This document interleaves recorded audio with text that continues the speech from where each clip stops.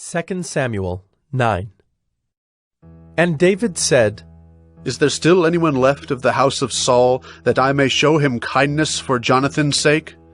Now there was a servant of the house of Saul, whose name was Ziba, and they called him to David. And the king said to him, Are you Ziba? And he said, I am your servant. And the king said, Is there not still someone of the house of Saul, that I may show the kindness of God to him?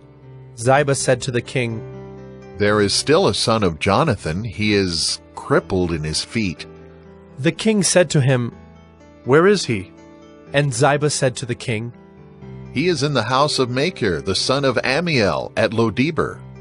Then King David sent and brought him from the house of Machir, the son of Ammiel, at Lodebar.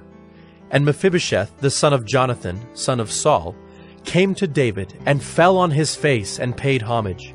And David said, Mephibosheth. And he answered, Behold, I am your servant. And David said to him, Do not fear, for I will show you kindness for the sake of your father Jonathan, and I will restore to you all the land of Saul your father, and you shall eat at my table always. And he paid homage and said, What is your servant, that you should show regard for a dead dog such as I? Then the king called Ziba, Saul's servant, and said to him, All that belonged to Saul, and to all his house I have given to your master's grandson.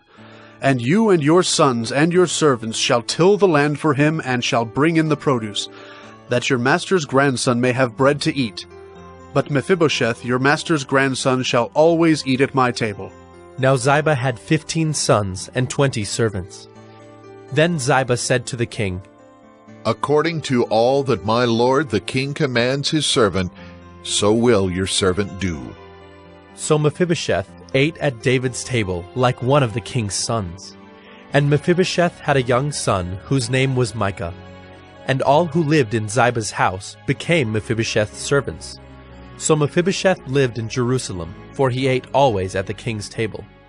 Now he was lame in both his feet.